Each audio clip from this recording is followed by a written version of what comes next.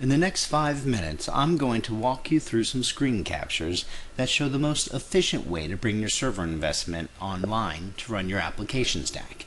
In this example, we have plugged in a mix of 10 Spark CMT servers, provided only power and cabling, and no operating system. Through the embedded lights out processor, we will discover them and take control.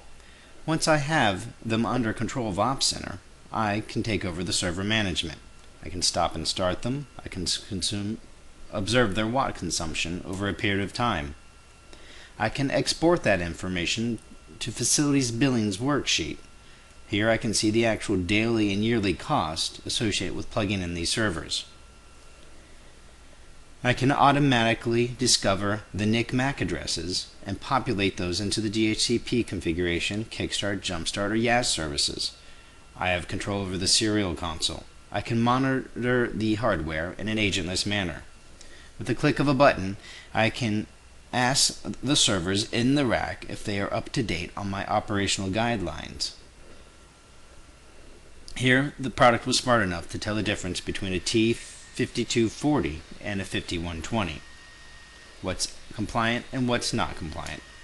Let's provision out an operating system with the Oracle VM for Spark service domain software. Here I can select pre-made profiles and save time. Now that it's done, we can look under the service processor, and here I have an Oracle VM for Spark service domain and operating system.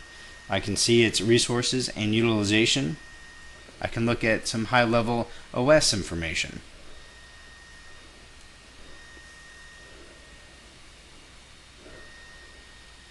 Now let's unlock the power of virtualization and declare that OpsCenter shall automatically distribute my virtual machines based on load and policy.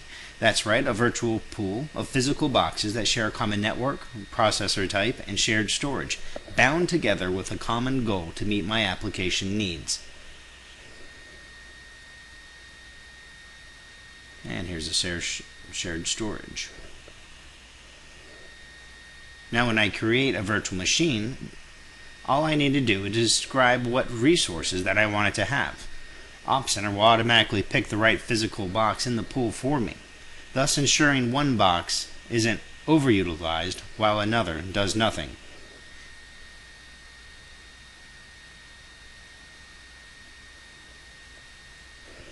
Here we see that the virtual machine is running under hot-03.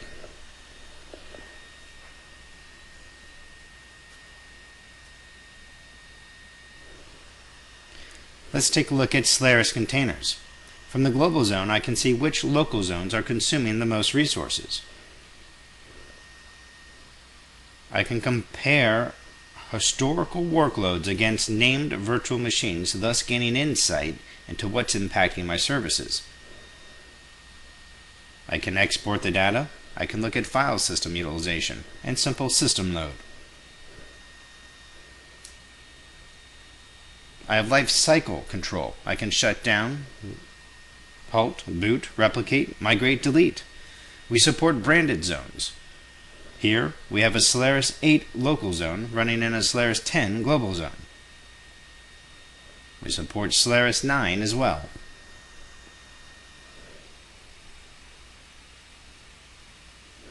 I can examine the use of my storage as it's related to virtual environments.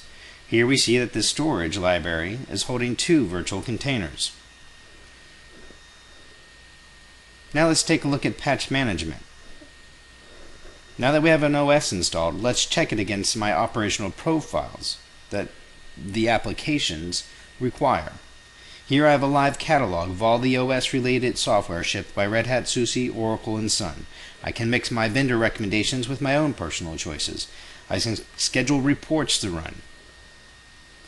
And if it does not meet my compliance needs, with a click of a button, I can make them compliant. Now let's take a look at our event integration with Enterprise Manager Grid Control. Any event that occurs in OpsCenter environment will be forwarded up to Grid Control. Here we see a new target type of OpsCenter Managed Host has been added. Now the same exact alarm I saw in OpsCenter related to CPU usage is now visible in Grid Control. In one consolidated view, the application administrator has vision into both his business service health and his infrastructure health. He has a complete picture.